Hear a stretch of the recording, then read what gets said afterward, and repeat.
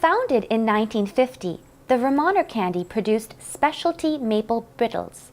Last month, the owner, Carolyn Handy, announced that the company, which employed several across southern Vermont, would be closing due to the rising costs of doing business in the state.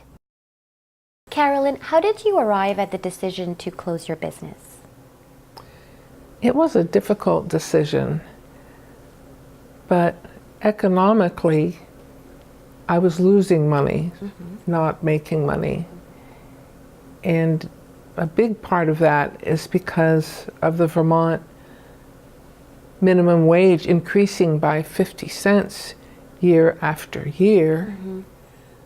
I have 6 employees, so if each one gets a $3 raise, 3 times 6, $18 an hour more I'd have to pay. So with 8 hours time, that's a lot of money that has to go into the candy. So the candy cost had to increase. And then it increased so much that the store owners thought they wouldn't be able to sell, and they ceased carrying it. My father started it in 1950. Wow. And I grew up learning the business as a child.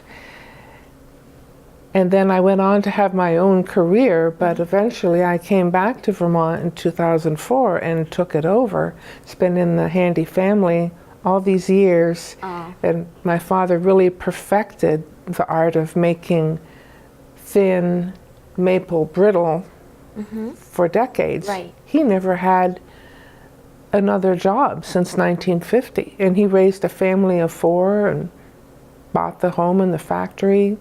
And it is a very special artisanal product, right? It is.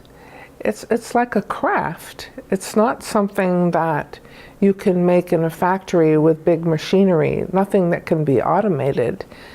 It's very labor intensive. And you've been doing it since 2004. Yes. So what do you know as a business owner in Vermont that the people running Montpelier do not? I don't think they understand that by raising the minimum wage and increasing fees, like I have to pay a license to operate every year, $175. Used to be less. Yeah. But by increasing all these fees, some businesses have to go out of business. Then the employees don't have their jobs. I'm thinking about my employees. 2 of them are now only living on Social Security. Oh, wow. The younger ones, they had like 2 or 3 part-time jobs, and now they have 1 less job. 2 of the employees were already on state assistance. I know because I had to fill out forms for them as their employer. And so now they're not going to have a job at all. And That's right, they won't have the job, and now they're going to qualify for more assistance from Vermont, more food stamps, more fuel assistance, because they have less of an income. Well, unfortunately, that means Vermont loses a company that's been around since 1950. This was your family treasure, right? And it was giving meaningful employment to so many across southern Vermont. And now? No, it's ended. And just as a last note, what would you like the legacy of your company to be known to Vermonters? Well, that's a tough question.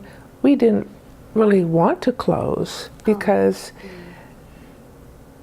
it's been a special treat that people could buy as a tourist, and you can't get it, you know, in other parts of the country. It's something very unique, and now those tricks of the trade are gone.